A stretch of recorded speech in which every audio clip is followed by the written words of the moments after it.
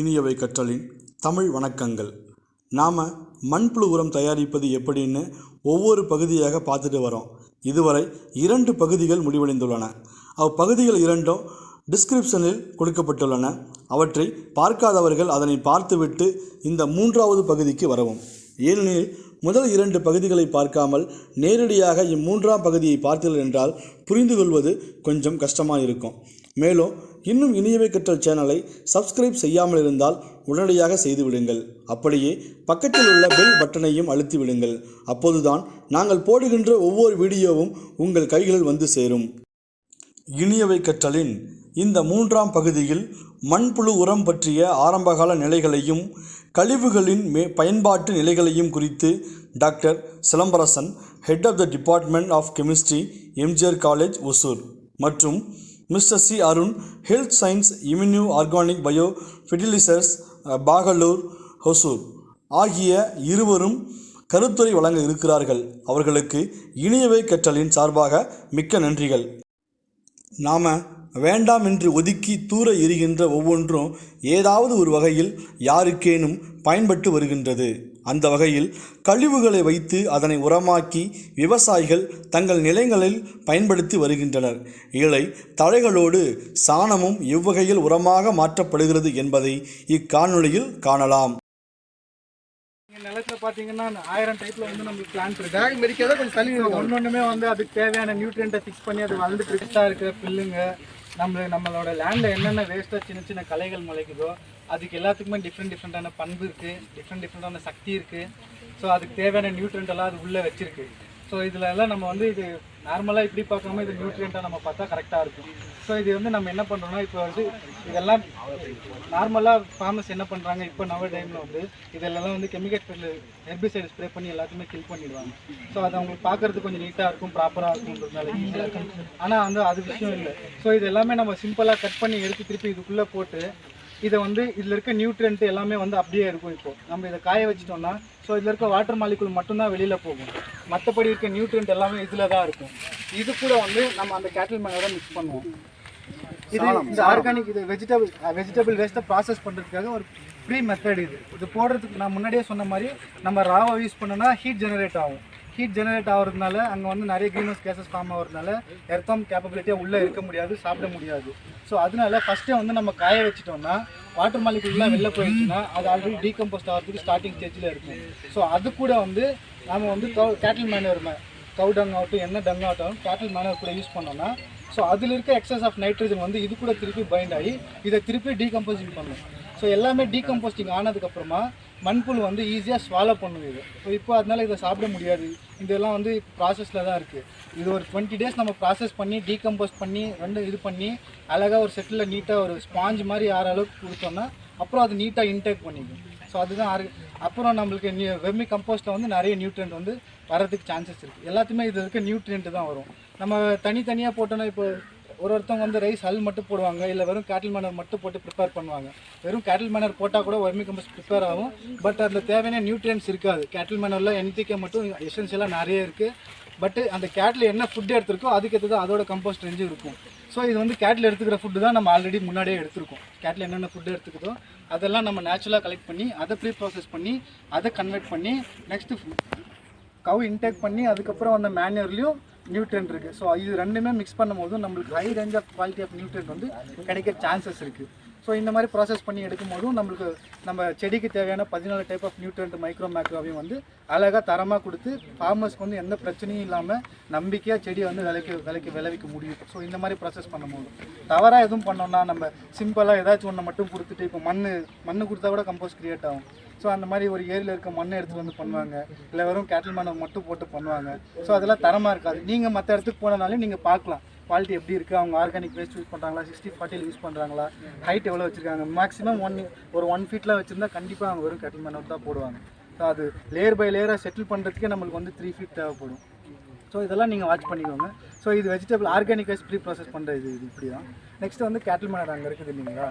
So அது வந்து திருப்பியுமே வந்து அது ஒரு 15 days வந்து திருப்பி போட்டுகிட்டே இருப்பாங்க. அங்கே இருக்க ஒர்க்கர்ஸ் இருப்பாங்க, அவங்க திருப்பி போட்டுட்டே இருப்பாங்க. அது திருப்பி போடும்போது சன்லைட்டில் ட்ரை ஆகி அதுவுமே ஃபுல்லாக ட்ரை ஆகிடும். ப்ளஸ் அதில் என்ன விஷயம்னா அதில் வந்து சின்ன வார்ம்ஸ் இருக்கும், சென்டிபீட் சொல்லுவாங்க, மில்லிபீட்னு சொல்லுவாங்க. ஸோ அந்த வார்ம்ஸ் எல்லாம் என்ன பண்ணுன்னா நம்ம பெட்குள்ளே இன்ட்ரடியூஸ் பண்ணி விட்டுட்டோம்னா பிரச்சனை இல்லை. பட் நம்மளுக்கு கம்போஸ்ட் குவாலிட்டி கொஞ்சம் கம்மியாகிடும், ரேஞ்ச் வந்து குறைஞ்சிடும்.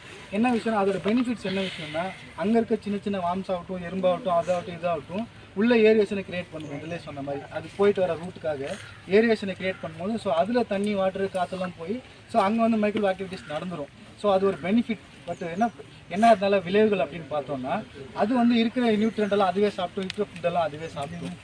அதனால வந்து நம்மளுக்கு மண்புழுவோட கன்செப்ஷன் வந்து கம்மியாக இருக்கும். ஸோ இதுக்கு மேலே இன்னொரு பெனிஃபிட்ஸ் என்னென்னா இதோட ஃபீட்டர்ஸ் இருக்குது இல்லைங்களா, இதோட வெளியில் வர்றது நம்ம மற்ற இன்செக்ட்ஸோட. ஸோ அதுவுமே டீகம்போசிஷன், அதுவுமே எர்த்வார்ம் சாப்பிட்டுட்டு திருப்பியும் கம்போஸ்ட்டாக குவாலிட்டி ரிட்டர்ன் கொடுக்கும். ஸோ அந்த ப்ராசஸ் வந்து அதுங்க எல்லாமே ஒருங்கிணைஞ்சு பண்ணிகிட்டே இருக்கும். சில பெட்டில் வந்து எறும்பு இருக்கும், அது இருக்கும், வண்டு இருக்கும். ஸோ அதெல்லாம் இருக்கக்கூடாது அப்படின்றது இல்லை, அதுங்கெல்லாம் இருந்தாலும் பிரச்சனை இல்லை. என்ன ஒரு கமர்ஷியலாக வந்து நம்ம ஹைட் குவான்டிட்டி கொடுக்க முடியாமல் சின்னசாக ஒரு 10 kg வர இடத்துல நம்மளுக்கு ஒரு 9.5 kg வரலாம். ஸோ அந்த அளவுக்கு தான் வருமே தவிர மற்ற எந்த பிரச்சனையுமே இல்லை. ஸோ இப்படி ஃபுட்டு ரா மெட்டீரியல் ப்ராசஸ் பண்ணுங்க. இதில் இந்த வேஸ்ட்டெல்லாம் இருக்குல்ல, இதில் போட்டுருக்காங்கல்ல, நீங்கள் நார்மலாக இதை என்ன பண்ணுவீங்க? நம்ம காலேஜில் இருக்கட்டும், உங்கள் வீட்டில் இருக்கட்டும், எங்கே வேணாலும் என்ன பண்ணுறோம், அப்படியே தூக்கி போட்டு கொளுத்துறோம் என்ன வெளில போகும்? Carbon di oxide, carbon monoxide, sulphur oxide, nitrogen oxide எல்லாம் வெளில போய் இருக்கிற அட்மாஸ்பியரை பொல்யூஷன் பண்ணும். பட் இதில் போட்டோம் அப்படின்னா மொத்தமாக டீகம்போஸ் ஆகி என்ன வந்துடும், நமக்கு உரமாக வந்துடும். அதுக்கு பேர் தான் பிளாக் கோல்டு. நீங்கள் நியூட்ரன்ட்ன்றதோட தரமான ஃபுட்டாக நீங்கள் பாருங்கள். பிளான்ட்டுக்கு தேவையான ஃபுட்டை ப்ரிப்பேர் பண்ணிடலாம். அதை விட்டுட்டு கொளுத்துறது வேஸ்ட். நம்ம தானே, இதெல்லாம் யாரோட சாப்பாடு?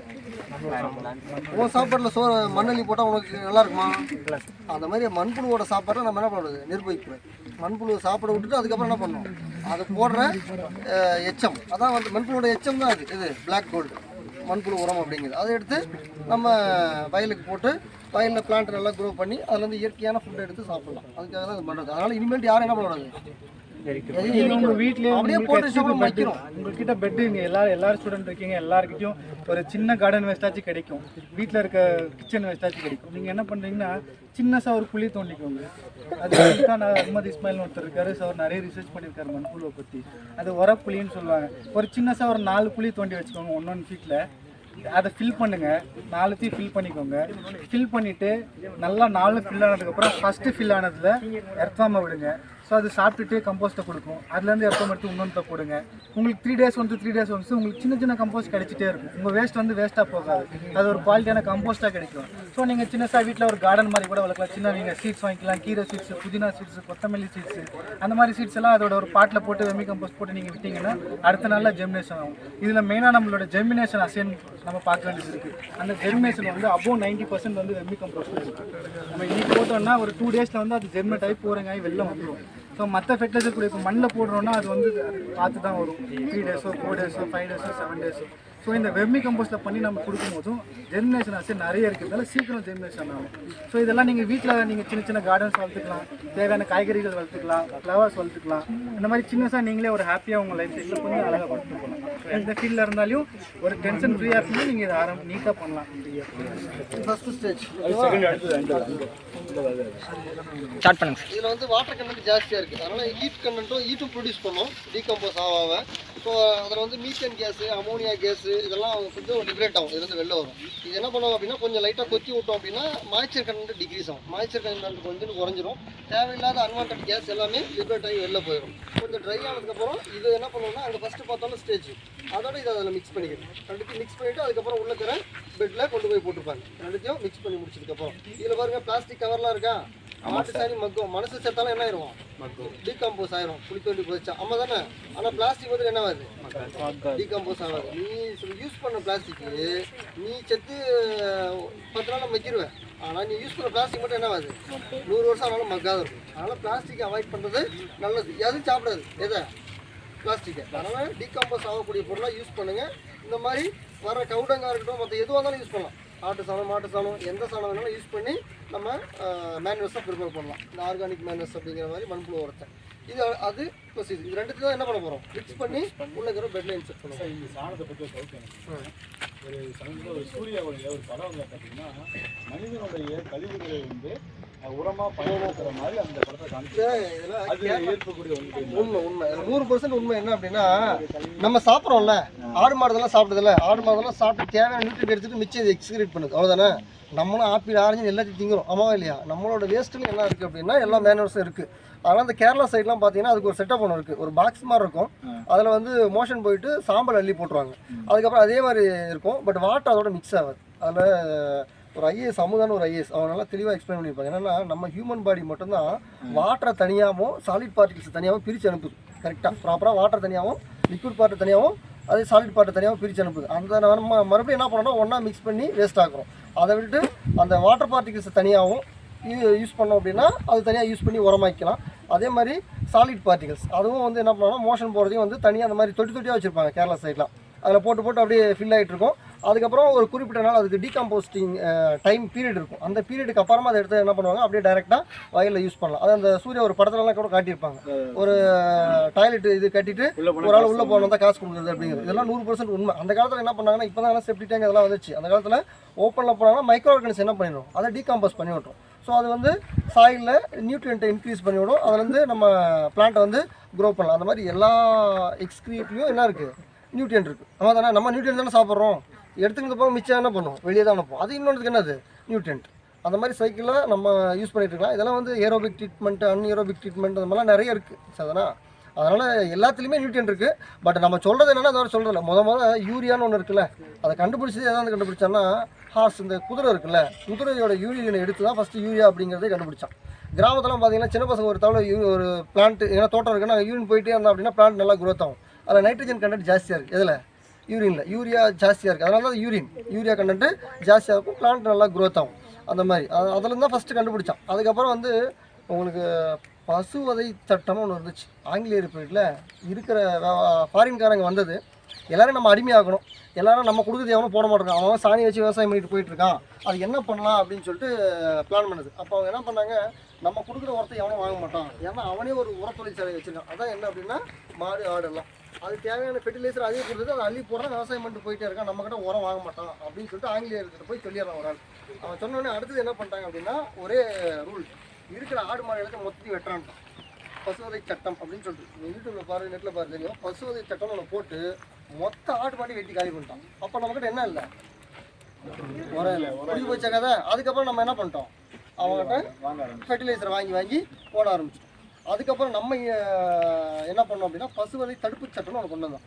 அதுக்கப்புறம் ஆடு மாடு வெட்டுறதை கண்ட்ரோல் பண்ணிட்டு இந்த மாதிரி மேனர்ஸ் அது கொடுக்குது, அதை வச்சு நம்ம விவசாயம் பண்ணிட்டு நல்லா ஆர்கானிக்காக சாப்பிடலாம் அப்படின்னு சொல்லிட்டு. விவசாயத்தில் நிறைய இருக்குது, இதெல்லாம் விவசாயத்தில் நிறைய இருக்குது, நல்லா இயற்கையோடு இணைஞ்சு வாழலாம். இப்போலாம் நேற்று நான் ஒரு எங்கள் அக்காவுக்கு ஹாஸ்பிட்டலுக்கு அட்மிட் பண்ணியிருந்தேன், டெங்கு அப்படின்னு சொல்லிட்டு, லைட்டாக ஸ்டார்டிங் ஸ்டேஜ்னு. ஒரு பையன் ஒருத்தர் நைட் படுக்கும்போது எல்லாம் ஒரு இடத்துல படுப்பாங்க, அங்கே ஒரு பையன் ஒருத்தர் வந்தான். அவன் ஹோசூர் டைட்டானில் வேலை பார்க்குறான். அவனுக்கு ஒரு குழந்தை, அந்த குழந்தைக்கு 9 மாதம். 6 மாதத்துக்கு அப்புறம் வந்து ஒரு டிசீஸ் தான். 6 மாதத்துக்கு அப்புறம் என்ன அப்படின்னா பிளட்டு வந்து ஊறுறதே இல்லை, பாடியில் பிளட்டு செக்ரீட் ஆகணுமா இல்லையா, நம்ம உமிழ் சலைவா செக்ரீட் ஆகுமா, அந்த மாதிரி பிளட் என்ன ஆகணும், பாஸ் ஆகிட்டு இருக்கணும், பிளட் வந்து ரெடி ஆகணும். நம்ம இன்னொன்று எல்லாத்தையும் ரெடி பண்ணிடலாம், மனுஷனால எல்லாத்தையும் ரெடி பண்ணிடலாம். ஆனால் எதை ரெடி பண்ண முடியாது, பிளட்டை ரெடி பண்ண முடியாது. எதனா ஒருத்தனுக்கு பிளட்டு தேவை, ஹாஸ்பிட்டலில் அட்மிட் பண்ணியிருக்காங்கன்னா உங்கள்கிட்ட தான் பிளட் எடுத்து என்ன பண்ண முடியும், ஆர்டர் கொடுக்க முடியும். என்எஸ்எஸ் கேம்பில் பண்ணுறவங்க பிளட் டொனேஷன் அப்படின்னு சொல்லிட்டு ஆர்டிஃபிஷியலாக பிளட் தயாரிக்கிற மாதிரி தான் தயார் பண்ணிட்டு போயிட்டே இருந்தோம்.